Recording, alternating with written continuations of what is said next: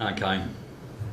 So, well, look, really, thank you very much, everyone, for coming today. As we were saying, it is a test event, and we're looking to establish this as an ongoing venture, and we really hope that what we can do for you today is to sort of start with the why of why we want to tell our story, and basically a catchphrase for us is everyday raw foods for everyday lives. Okay, so basically I've been a raw foodist now for over 7 years, and I've been an athlete for all that time as well, and during that time there's been a lot of basic myths that are in the raw foods movement, and there's an element that makes it somewhat, if I was to speak to somebody regards a raw food diet, there's a perception that it is difficult, that you are missing out on something, that it's too hard, too expensive. So what we're really hoping to do today is to take on a couple of those myths for you, and just to give you some really what we're calling never fail recipes, and just a background and understanding of having a raw food lifestyle as a nutritional point of view. Okay, so the other half of this wonderful venture. Okay, so Sonia, Sonia, did you want to share that small story with your journey? And yes, well, I haven't got anything written down, but I am a breast cancer survivor of nearly 14 years.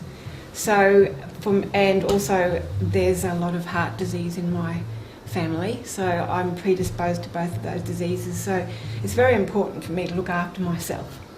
And although before I met Russell I was doing a lot with my running and exercising, and I was vegetarian, but since I've met Russell I think that we are meant to have crossed each other's paths, because I now can apply myself. I love working with food, so this is obviously my journey from here on, to work with raw food and the uncooking and coming up with wonderful ideas how to make the raw food a pleasant experience and very yummy for everybody.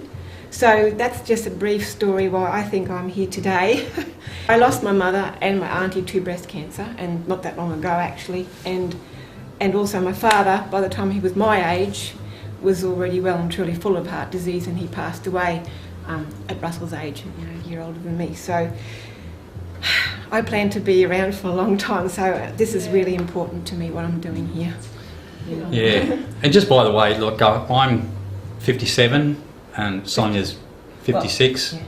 Or was the other one? Well, we're in our I'm in my 56th year, yeah, and you're in your 57th year. That's right. Okay, so we have a little bit of experience under a belt in that regard as well. So what we're going to go on with now then is what I was speaking to you about in the preamble, was that there is a certain amount of myths or misinformations or not understanding about what the concept of what is a cooked food.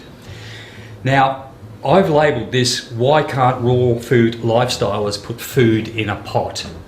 Now again, what I'm reaching to here is people that may have had an understanding of raw food and what the concept is of raw food, or what the parameters or definitions of raw foods are. Okay, now within this raw food fraternity, you can break it down again into a fruitarian type of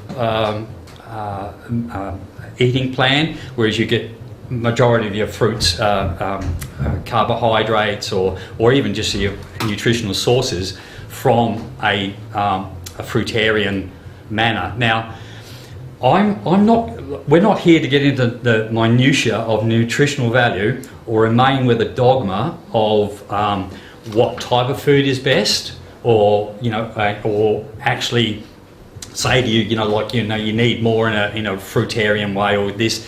That's actually a personal choice. And what we're looking to do here is to help people through and demystify certain things about raw foods. Okay. Now, one of the bigger things that we found in our, or I'll use the I statement, that I found in my journey is this understanding of what constitutes a cooked food.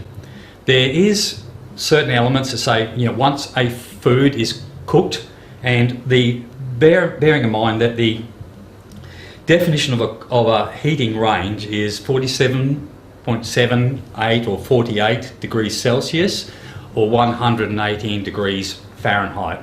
Once it gets over those temperatures, it's then determined to be cooked, and part of the story is that the complete nutritional elements